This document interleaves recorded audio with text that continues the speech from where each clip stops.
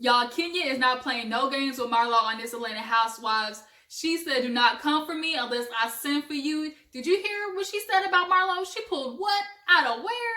Woo, child. Go, you just might forget that this was what you're getting hyped for. Minute, night, into the day. What's up, YouTube fam? Your girl Gigi is back. I mean, I've been gone for a couple of days. You know how it is. I tell y'all, my life just be stacking up on me. I get finished with one thing and then another tornado comes my way. And that's just like how life takes a whole bunch of us out. But luckily we had good old Sunday drama TV with the housewives to distract us from all the mess we got. So we're going to be talking about Atlanta Housewives today. I mean, it definitely gave us some tidbits, especially with this little Nene, life coach situation, first class and all. But I don't think it's working because she still don't feel like she needs to apologize to people. But yeah, you want a sisterhood. But we're going to get into all of that. But before we do, y'all go ahead and hit that subscribe button. We are almost to that 1K mark to help your girl get there. And I appreciate all of you, who continues to support your girl, okay? I see you. I appreciate you. So let's talk about Atlanta Housewives. So the episode opens up with Kenya going over to see Cynthia because she's trying to help that heifer organize her closet because it is a hot ass mess. She got to make some room for Mike Hill. She's going into the future. Mike ain't even proposed yet, but yet she's trying to make room for her man. And Kenya's like, girl, you do not need to do that yet. And, Cynthia's looking at her like, the pot calling the kettle black.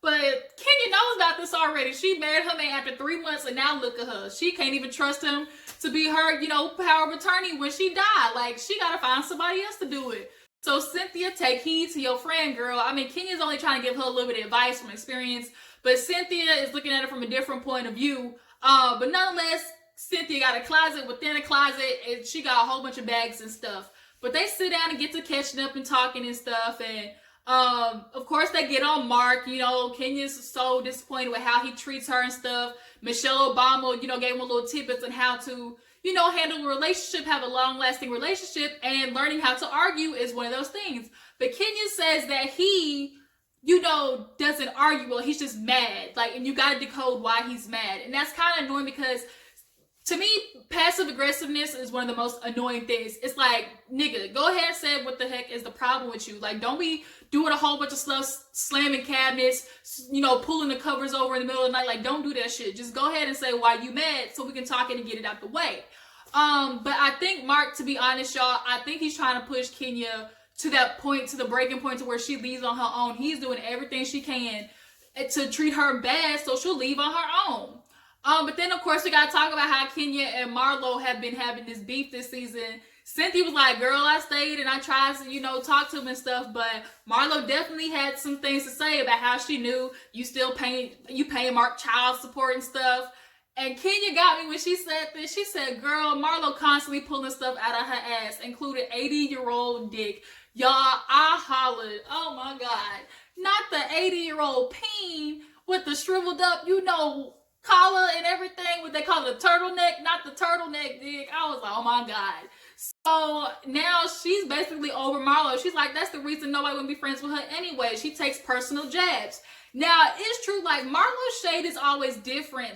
It's straight up, she'll just dig at your life. She'll bring up personal stuff unless it's, other ladies know how to throw shade, surface level. But when Marlo do something, she's trying to go for the jugular. So now that's what Kenya doing. She ruined your whole little poor wig event, trying to save people's edges, and took all the attention away from her, which, we saw in the flashback, which pissed Marlo off. She was like, don't be talking to her. Y'all get away from her. And Candy was like, you ain't gonna tell me I can't talk to her. So, Marlo, you might have met your match with this one.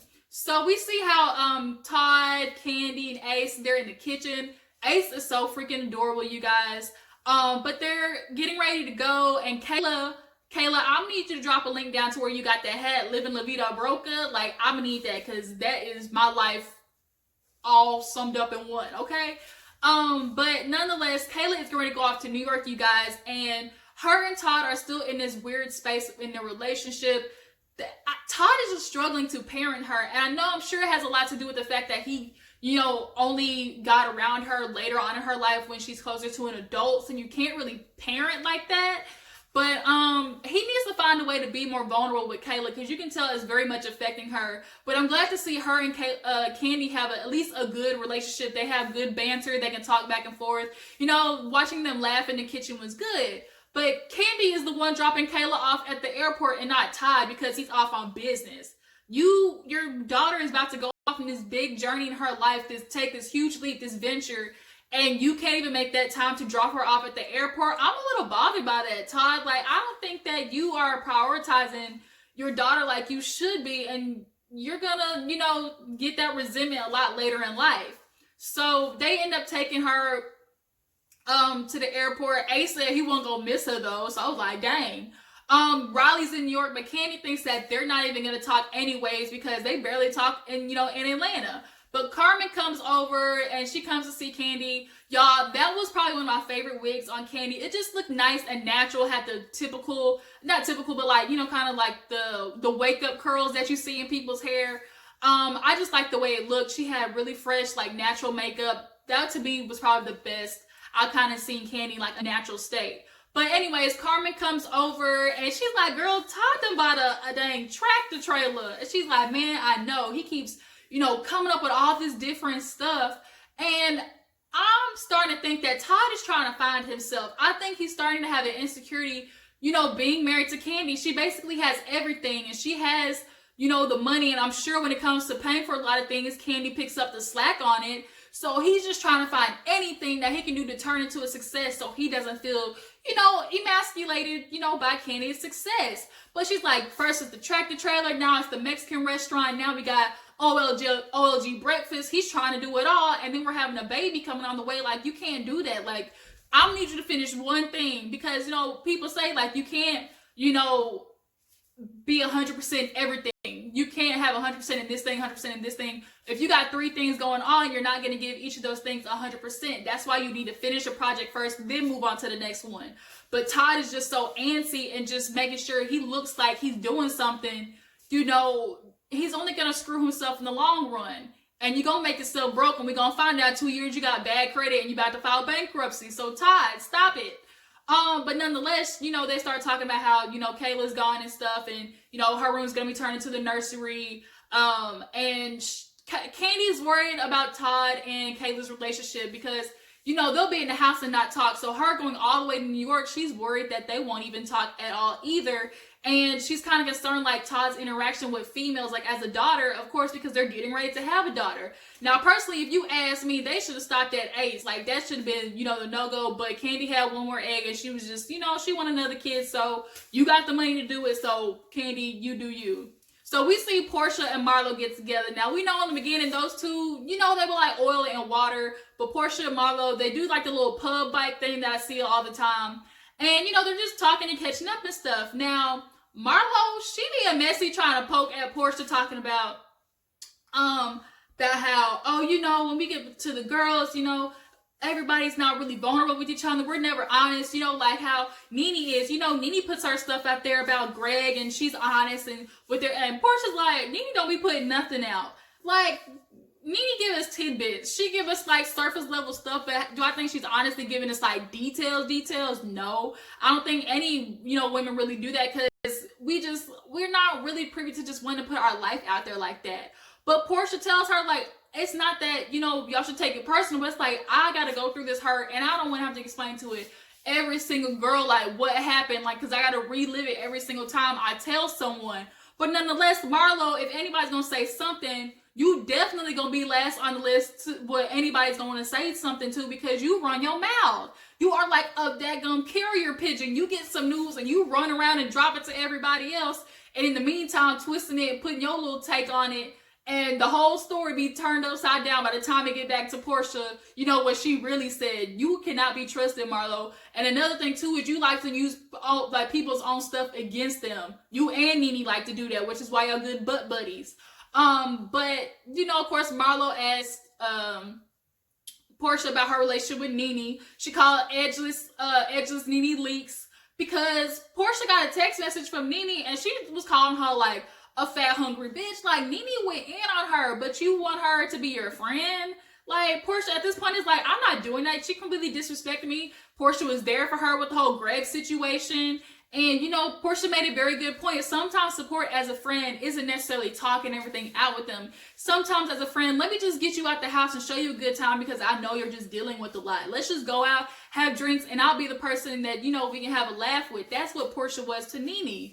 But Marlo tried to be like, oh man, you know, as sisters, we be letting, you know, our men do us way more dirty, you know, go cheat on us, give us diseases. Porsha was like, diseases? Wait a minute. So I'm starting to think, what Marlo hear out there? Because the fact that that's not something you just like throw in there. Marlo had to either hear that somewhere or she just being messy. But Porsha let her know real quick, if I can stand up to my man and tell him how I'm not gonna be disrespected, I sure can do it to a Nene Leak, somebody who ain't dicking me down on the regular. Like, that's not getting ready to happen.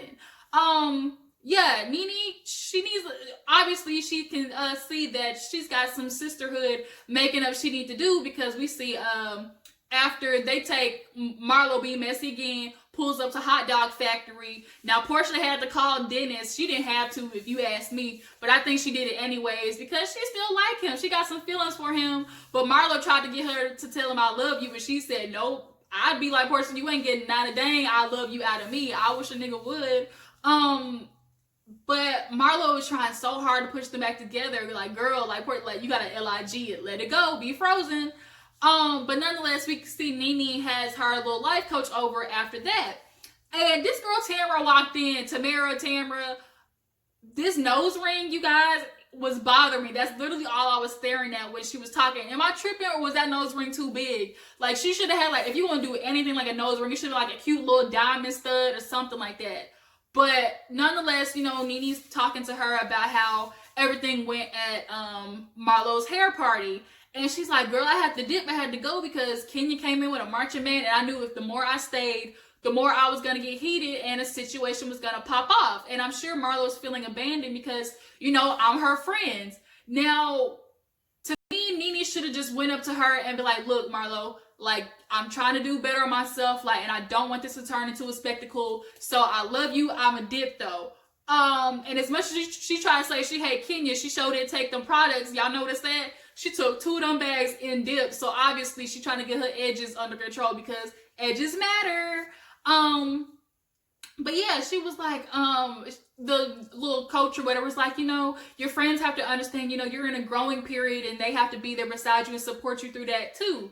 Now she's talking about how, you know, the trip is coming up and she doesn't know what to do, because Tanya invited her to Toronto and she wouldn't act like she's not going. But I think the only reason she's hesitant is because she knows ain't nobody fucking with her right now. Like, she has nobody to film with. You know, it's sad that she can only do it with Candy, the one person that she said was unimportant at the reunion. That's what you got left, Nene? Like, that should be a really big wake-up call to you. And then we know she hasn't changed because here she go with the, you know, I miss the sisterhood, somebody to lean on. But I need to be able to do that without saying I apologize because I need to know what I'm saying sorry for. Huh? You don't know what you're saying sorry for? Do you not watch TV like the rest of us in this world? Because that reunion is when everybody like was ready to drop you, Nene. On top of the way you treated Porsha, you told everybody they didn't work there for you. They supported you, went to your Swagalicious opening when it was hot, didn't have no AC. The whole Greg situation, people were there. And then not to mention, you know, you just cut everybody off. And you know, they say that people who pretend to be the strongest are honestly the weakest. I think Nene is very insecure. I think she has to, you know, blow herself up all the time. She has to be told she's all this and that, you know, to help her self-esteem. And her friendships are 70-30. The other person's going to be giving 70 while Nene gives 30. That just is what it is. We've seen it play out, and that's why Cynthia is tired. Nene, people are tired of kissing your ass, okay? Their lips are chapped, honey. Blistex, which is my favorite chapstick, by the way, but everybody's tired of having to, you know, pucker up to kiss your ass. It's getting old. And the fact you sent a dirty message to Porsha, and while you were writing that, you didn't think, like, this is messed up. I'm getting ready to send this to a person who was my friend out of the blue, and I don't think that's wrong. Like, you don't want to listen to other people. That's the problem. You want to just sit there and feel how you feel, and nothing's going to change it. So that's why you are friendless right now, Nene, and you sitting here begging for crumbs, and your ass might not even be back next season because you really ain't making that much of a difference on the show anyways. But she's gonna try basically the life coach told her, talk to everybody to get an understanding, like, are we cool, are we not, before they go on the trip. So she gonna try it out. So I think after that is what happened after that? Oh, we see Eva and Cynthia actually meet. They have the mics come. They get, I guess, like a little bar place, and they play like pinball or something like that. And they sit down and start talking. Eva asks her husband, because he's in law and stuff, about the whole situation with Cynthia. And he says it's legal for whoever recorded her to do it as long as they were in the conversation. It can't be a third party. Now, Mike, on the other hand, Cynthia's Mike was like, whoever was a piece of shit. They a piece of shit. I was like, oh, y'all, he was going. I was like, did y'all see Cynthia, the way she was looking at him? Like, that's my zaddy. Yeah, zaddy, get him. I was like, Cynthia was over there looking like, we only got one more drink left and we can roll up out of here, Mike. But yeah, he was like, you could tell Mike at that, like, that BDE. We all know what that is, that BDE. But so they decide to play for who's gonna stay in Atlanta, who's gonna move to LA. Even trying to get Mike to move to Atlanta, Cynthia, and then Eva's man is trying to get Mike to stay, or Cynthia to move to LA. So they play, and of course Mike wins, and he picks her up and runs off and stuff. But do I think Cynthia's gonna leave ATL? I mean, it'd be hard. Like, she's got everything situated here. But I don't think it would be a bad thing to consider. Could you imagine Cynthia moving to LA and starting a whole new housewives there? I mean, we got Beverly Hills, but that's all rich white women. We need like a whole new group. And Cynthia could be top dog. We could see her experience, blending in a whole new group. I really think that'd be something to consider, Cynthia. But after that, we see Kenya. Right now, to me, she's Polo Ting Ting. Now, she got to talk to an attorney because she's trying to get everything for her daughter situated. She's got her house appraised. It's at almost $2 million. So Mark better not get a piece of that. And right now, she's just questioning everything. Because she's married to Mark, he kind of has power of attorney of everything as of the moment. And then, not to mention, this heifer didn't get a prenup. Like, because Mark didn't think it was romantic. You know what I don't think is romantic? Going on your anniversary alone, Kenya, that's not romantic. So here you are crying in your purse because everything's gone downhill. She's explaining, like, I've gone, so long waiting for the right man, and here it is basically going up in flames. Now you need to dump Mark because he is an asshole. He just really is. And you need to do exactly what you do and get everything situated for Brooklyn. And, make sure she is protected because Mark has other kids. And I wouldn't doubt that he would take some things out of Brooklyn's mouth to feed them other kids, because I think Kenya might have more money than Mark, because I do hear that, he's off in the red somewhere, and Kenya had to make up for that. So, she ain't going to this place for no reason. But we're just gonna have to see how it plays out next week, because on the finale, they get into a little argument, like, at the dinner table with everybody. So, po Kenya, I don't even know what to tell you, child. Go and find you a new man immediately, okay? Immediately. But I think that was... Now, y'all, I forgot, we gotta get into the whole Porsha and Dennis situation. Porsha went to a therapy session, and Dennis popped up in his little schmedium tracksuit. Now, this man, I need you to figure out what size you is, because he loves rocking this schmedium. That's why I keep calling it a schmedium. But nonetheless, he sits down with his toad-looking face, and, they talk, obviously, out his infidelities, and he wants to call it a mistake. Now, Porsha said, a mistake is taking the wrong exit. You made a decision, and I feel the same way. Man, you want to sit there and play like, oh, it just happened. No, you continuously made decisions to, for one, first you took off her shirt, then you took off her pants, then you took off her drawers. Like, those are all steps before, the peen enters the puss. So, those are all continuous decisions that you decided to make that you knew would hurt me. But he said, his explanation is, we went through a rough pregnancy. She was dealing with postpartum. We even cried together. And I'm like, postpartum? Could you imagine carrying a baby for 9 months, then being heavily depressed after, and then finding out your man cheated on you because of that, when he doesn't even have to deal with any of that? I done put my body through all of this for your little toad looking behind. You go, But first of all, we all tried to warn this girl. He had 6 different names tattooed on him like an Etch-a-Sketch.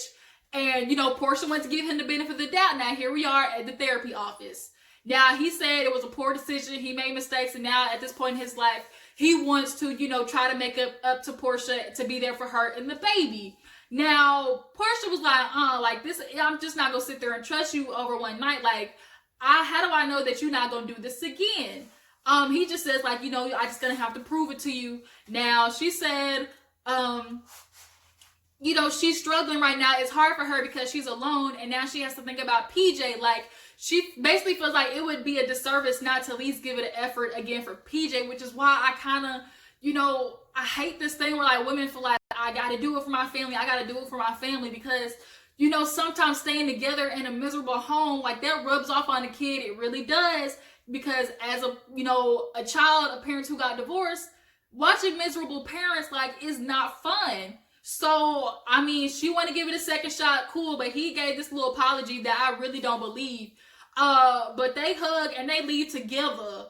And when they leave together, she wants to say, oh, thank you for being honest and stuff. And immediately this dude talking about laughing, can I come over? Like, that, like, to me was so smug, because it was like, yeah, I basically got away. All I had to do was say a couple of things and, you know, I can come over and beat it up already. Like, I'm just annoyed at that. Like, I just really wish Porsha would have rang him up some more. But you do you, boo-boo. It's for your family. But I definitely just had to throw that in there. And that's just the way, you know, stuff is just gonna have to go for them. So y'all, don't forget to comment, drop down, tell me what you think about Porsha and Nene's getting together. What do you think about Nene, this whole sisterhood, and, you know, wanting to be there but not apologizing? We just gonna have to see how this finale goes, because it looks like it's gonna go up on a Tuesday. Thank you guys for watching. Don't forget to subscribe to my channel. Follow me on Twitter at ggdoll0321, and I will catch you guys on the flip side. Deuces.